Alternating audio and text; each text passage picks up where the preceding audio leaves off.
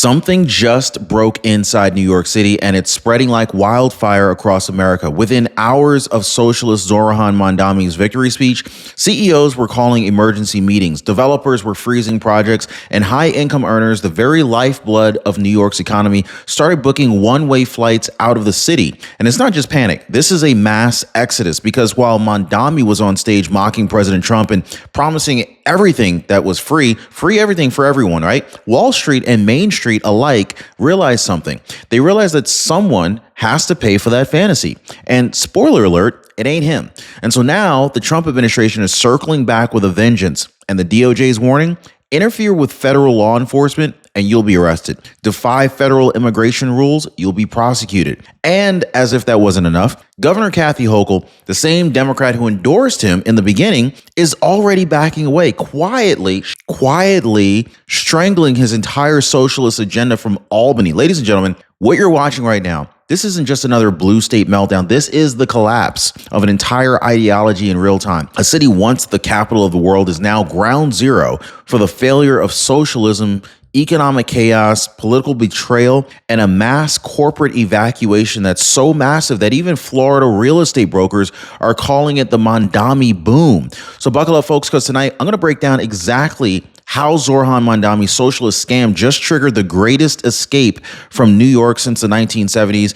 Oh, and President Donald J. Trump, yeah, he saw this coming a mile away. Hit the like button and subscribe. Let's get into it. So it all started the very same night that the ballots were counted. So while Zoran Mandami stood on stage in Queens, fist in the air, shouting about defying Trump and liberating the city from capitalism, something broke beneath the skyline. Phones lit up across Manhattan. CEOs started calling these emergency meetings. Developers canceled their Monday launches. By sunrise, boardrooms across the city, they were in full-blown crisis mode. They were asking the same question: are we still staying in New York? I mean, this wasn't politics anymore, folks. This was self-preservation. Mandami's victory speech, aimed squarely at President Trump, triggered instant fear of retaliation, and rightfully so. Investors knew that when you openly threaten to obstruct federal law enforcement, you're not just poking the bear, you're punching the bear in the nads. Meanwhile, within 24 hours, two hedge fund managers reportedly moved their legal teams to Florida. Construction firms froze projects in Brooklyn and in Midtown. And so while the media tried to spin this thing as growing pains,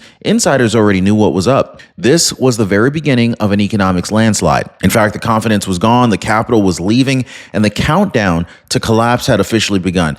Now, this is when the call came from Washington, D.C., guys. President Trump wasted no time. From the Roosevelt Room, he delivered a message that shook every sanctuary city mayor to their core. Interfere with ICE, you will be arrested. Defy federal law, you will be facing federal consequences. Pam Bondi, standing beside him, confirmed it. The DOJ had already activated Title 18 U.S. Code 111, obstruction of federal officers, no more games, no more sanctuary loopholes. And President Trump wasn't bluffing. He announced the hiring of 10,000 new ICE agents to flood the zone, starting with New York City. This was the sound of the federal hammer coming down. President Trump's tone was unapologetic. We will make New York safe again, with or without its mayor. He called out Chicago, Los Angeles, and yes, New York by name, accusing their leaders of releasing public safety threats back on the streets. The message couldn't have been any more clear. If Mandami wanted a fight with Washington, Washington just declared war, and the timing couldn't have been any worse, because the next hit wasn't political, it was personal.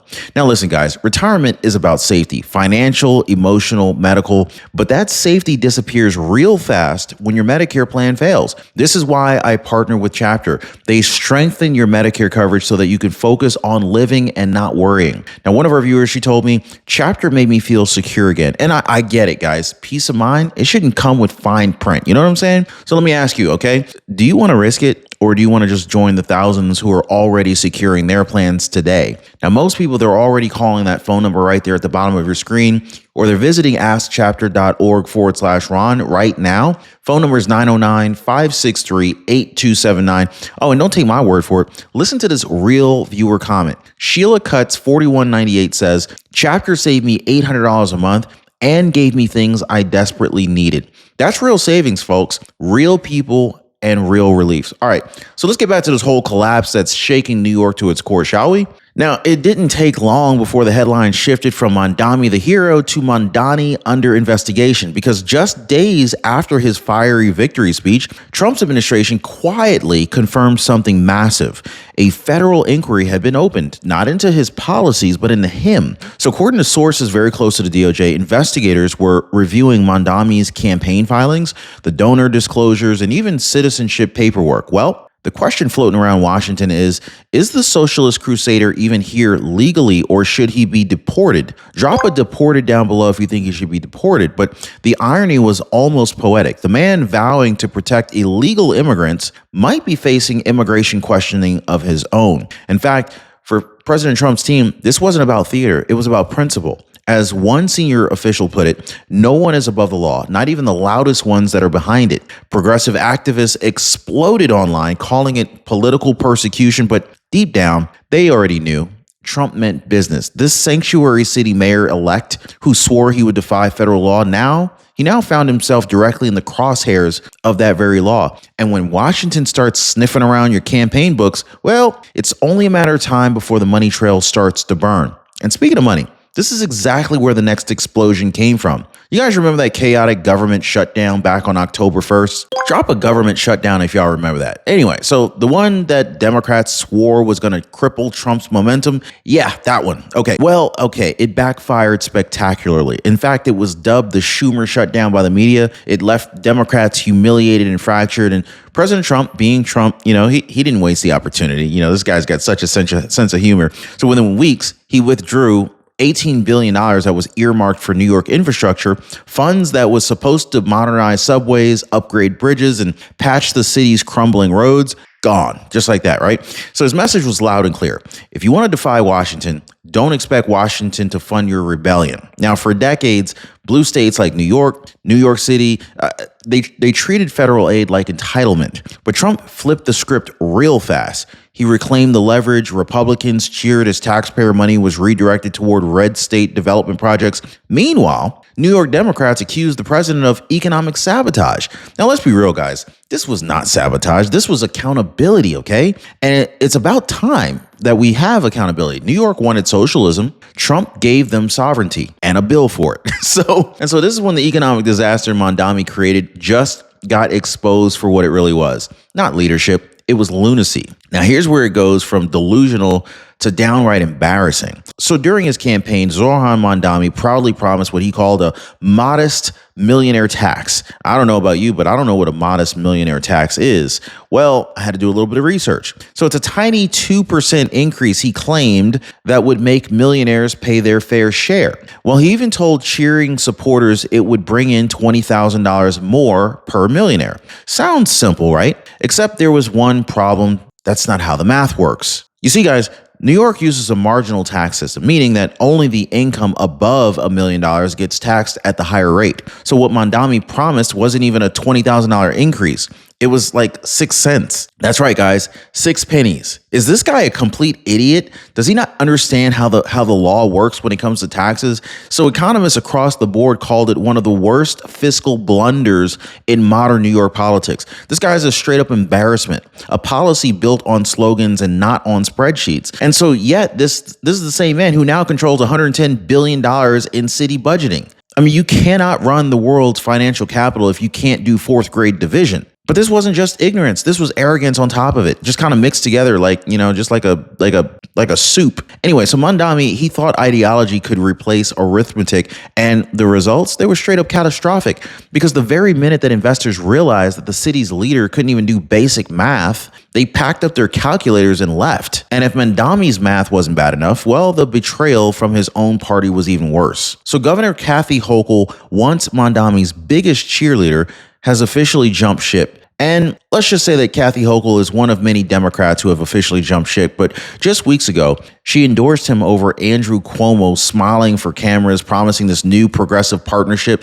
Yeah, well, now she's quietly gutting every single part of his socialist dream. Sources in Albany are already confirming that Kathy Hochul has already blocked Mandami's free bus plan. This was a $700 million disaster waiting to happen, and his universal child care initiative, which analysts say would have cost another $5 to $8 billion annually. So yeah, this isn't just politics. This is self-preservation. Now, Kathy Hochul, she already knows she's up for re-election in 2026 against Republican powerhouse Elise Stefanik, and she's not about to hand her opponent an economic grenade. So she's doing what Democrats always do when their radicals go too far left. They're pretending that they never knew them. I know. So Albany insiders are saying that Kathy Hochul has cut the oxygen to Mandami's agenda, basically pulling state level approvals, blocking new tax requests, and freezing out his staff from budget negotiations. So the same governor who once smiled beside him is now quietly dismantling him behind the scenes. And for Mandami, it's not just political isolation,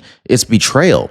The wolves are now circling their own. And at some point, every parent, every grandparent asks the same question: what will I leave behind? Have you asked yourself that question? I'm sure you have. This is why I partner with Noble Gold Investments, because they help families protect their legacy with assets that don't fade with time. Physical gold and silver have outlasted every empire. They've outlasted every currency and every crisis. Noble Gold walks you through how to secure part of your IRA or 401k with metals stored safely in your name. And when people see how simple it is, they always just say, wow, that makes sense. And so this is why most families planning for the next generation are calling Noble Gold right now at 877-646-5347 or visiting RonYatesGold.com to download their free wealth protection kit, because the greatest inheritance isn't cash, it's confidence. And that is something that is worth passing down. And so this is where the entire facade came crashing down. See, Mandami ran on fantasy: free buses, free childcare, free groceries, rent freezes, all of it sold as this revolution for working people, right? But after Hochul's reversal and Trump's crackdown, that revolution flatlined real fast before it even started. Well, it turns out every one of those promises depended on new city taxes that New York law doesn't even allow without state approval. Translation: Mandami can't raise a dime without Albany's permission. And Albany just slammed the door in his face. Now, his supporters are furious. They're pissed off, but the math doesn't lie. Universal healthcare, that's dead on arrival. Fair, free transit, gone. City-run grocery stores, fantasy. Even his advisors admit privately that the city's budget can't absorb the programs that he pitched. The money ain't there. The authority isn't there, and the political will isn't there either. And that's the real irony. The man who promised to liberate New Yorkers from economic oppression just chained them to billions in new debt that they'll never see delivered. The slogans are over. The spreadsheets have spoken, and that's when Wall Street decided to make its move. So the numbers don't lie. New York City is bleeding capital like never before. Within days of Mandami's election, major firms started planning their exit strategies. Hedge funds, media startups, real estate developers, all of them gone. Fox Business confirmed an estimated $8.7 billion already redirected to Florida, Texas, and Tennessee. One Manhattan developer called it the Great Escape. Florida realtors can't even keep up with the phone calls. Florida real estate agents are now saying that properties that sat on the market for months are now being snatched up in hours, many from New York City LLCs. They call it the Mandami migration. And it's not just the big players either. We're talking mid-sized businesses, family offices, even nonprofits are quietly packing up and leaving. Why? Because capital is mobile. It moves where it's respected. Meanwhile, Manhattan's vacancy rates are climbing, office towers are dark at night, storefronts in Midtown are empty, and every empty window tells the same story. You can't tax, insult, and threaten your business class, then expect them to stick around and pay for your utopia. This ain't redistribution. This is evacuation. And what's even worse is that the people fleeing are not just investors. They're taxpayers, they're jobs. They're the very foundation of what make New York thrive. And so now the fire that they lit has turned on them. So across Washington and New York, establishment Democrats are panicking. Mandami was supposed to be the face of the next generation, but instead he's become the cautionary tale of what happens when ideology replaces intelligence. Even Fox News ran an op-ed that said it best. Democrats did start the fire of socialism. Now they're afraid it will burn them. And you can feel it in their tone. MSNBC hosts are suddenly calling for fiscal realism. The New York Times is backpedaling on its progressive revolution language. It's damage control from the top to the bottom. But it's too late now. I mean, the voters are watching and they're connecting the dots. Voters are much smarter now. Crime is up, taxes up, jobs down, businesses fleeing. It's not just policy failure. This is moral collapse. The left's grand experiment turned their empire state into a test lab for economic insanity, and now the results are undeniable. Democrats built the fire, Mandami poured gasoline on it, and President Trump, he's just standing there watching it burn with a smirk that says, well, told you so. Because while blue states collapse, red states are booming. So while Mandami and his socialist crowd are drowning in debt and delusion, President Donald J. Trump, he's leading America into a new golden age of prosperity. Red states are roaring back. Texas, Florida, Tennessee, each one is breaking records in job creation, housing starts, small business growth, you name it. Taxes are lower, energy independence is back, and illegal immigration down by over 60% since Trump's Flood the Zone initiative began. This is what happens when leadership meets law and order. Now, think about it. Compare that to Mandami's New York bankrupt promises, collapsing revenues, and empty skyscrapers echoing the sound of lost opportunity. The message couldn't be clearer. When you elect ideology over arithmetic, you don't get equity, you get exodus. The socialist experiment failed because it always fails. But out of the rubble rises a movement, a rebirth of accountability, of strength, of America first. So while New York sinks itself into self-inflicted chaos, Trump's America is rising from the ashes. And that's the story the media won't tell you, because it's not just an escape from New York, it's the rebirth of the American dream. Like, subscribe, and share, and let's keep exposing the truth they're so terrified of. I'll see you next time.